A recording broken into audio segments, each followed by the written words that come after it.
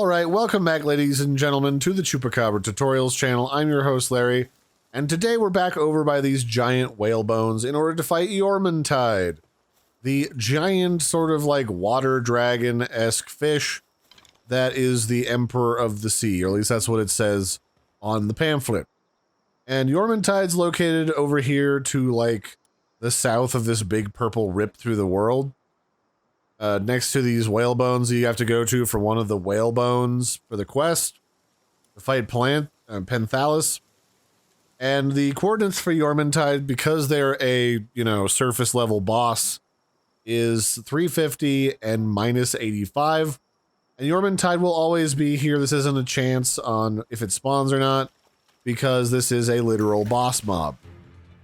So if you're looking to get this for any of number of reason, including for like breeding purposes, because you can breed a lot of different pals from this bad boy, then you're in the luck, because it'll always be around for you to fight, and it's an extra large boss character, which means that it's going to be considered a, what's the word I'm looking for? An alpha.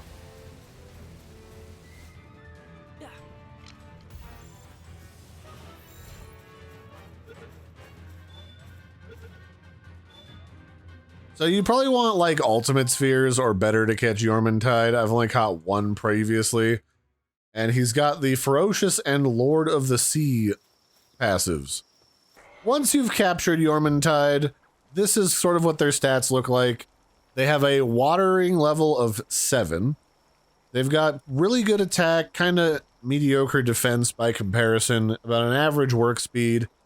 Most of their abilities are a combination of dragon and water, although they do have one tri-lightning electric attack. Probably means that they'll be just fine if you want to teach them some additional electric attacks. They also, for their party sort of like partner ability, once you build the saddle, because it won't work until you do that, they can be ridden and they can travel on water, and while in a party, they increase the player and pal's damage to enemies afflicted by soak by 50%. So I guess that probably means soaked in water, or at least that's what it sounds like.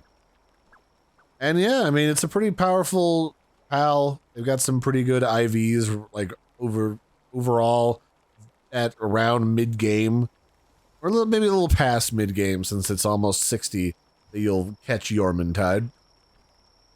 And as a reminder, they are once again caught over here to the sort of south of this little purple lava area that's kind of like torn through the terrain, right next to the tip of the desert, right behind this giant whalebone structure at 350 and negative 82 or 85.